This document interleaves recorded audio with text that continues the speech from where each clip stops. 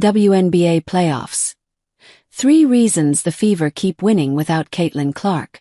The Indiana Fever keep winning without star guard Caitlin Clark, begging the question, how?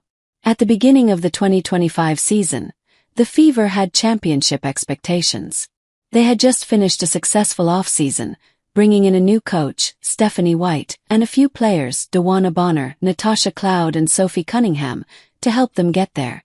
However, it hasn't played out as the likely imagined. 5 players have been lost to season-ending injuries, setting the Fever up for a rough end to the year. Still, through all the obstacles, Indiana is going strong. So, the question becomes, how are the Fever cruising through the WNBA playoffs without Clark? Here are 3 reasons why they are stacking win after win. 1. The Indiana Fever have depth, a lot of it. Due to injury, Clark played 13 games in 2025, which means the Fever spent a significant amount of time without her, trying to replicate a fraction of what she brings to the team. That's hard to do. It's like taking the engine out of a car and trying to drive it anyway. Hint, that doesn't work. So the Fever turned to their depth, which included guards Kelsey Mitchell, Lexi Hull, Cunningham, Sydney Colson and Ari McDonald. Then, in a wild twist of events, the depth got hurt. Cunningham, Colson and McDonald all suffered season-ending injuries, putting Indiana at a real disadvantage. Unfortunately, it didn't stop there. The forwards on the team were impacted, too. Chloe Bibby also had a season-ending injury. Damiris Dantas missed the entire first round of the 2025 playoffs with a concussion. So, how is Indiana still going after all of that sort of turmoil? The Fever have depth, a lot of it. The team's front office deserves a ton of credit for going out and signing guards Odyssey Sims and Shea Petty for relief.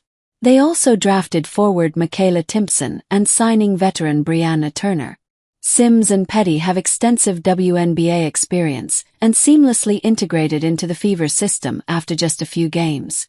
Timpson and Turner were further down in the depth chart, but have played critical minutes as the season went on. All 4 players plus Mitchell, Hull, forward Natasha Howard and center Aaliyah Boston, have become crucial to the Fever's success in the back half of the season. The Fever don't upset the number 3 seed Dream and steal a game from the number 2 seed Aces in the playoffs without the contributions. 2. Stephanie White's WNBA Playoffs Coaching Clinic. As of the publishing of this story, Fever coach Stephanie White has 30 games of playoff experience in the WNBA. She's led teams on deep playoff runs 3 separate times between her tenures with Indiana and the Connecticut Sun. In other words, White is not new to this. She's true to this. Quite frankly, she and her staff deserve a lot more credit for what they have done to keep the Fever operating at a high level. That's likely a lot of hours of film study, clipboard work, and the unseen moments of pouring into players to get the most of them. Perhaps what is most impressive about White's current run with the Fever is her ability to not only come equipped with a formidable game plan but also to deploy timely adjustments. It often goes under the radar, but it's that sort of work that has the Fever in the semifinals. For example, deploying Petty in the waning minutes of Game 3 against the Atlanta Dream when the Fever's season was seemingly on the line. Petty immediately hit a 3-pointer and caused a deflection moments later, which went on to ignite a series-sealing momentum shift. That sort of small in the moment but ultimately large decision is a glimpse of not only White's thought process and brilliance, but the trust in her players to execute. 3. The Fever are extremely resilient. As cliché as it sounds, the Fever are a resilient team. They are playing inspired basketball with a lot of energy and intensity. That's probably a walking nightmare for opposing teams to deal with because Indiana is already one of the most prolific teams in the league when fully healthy.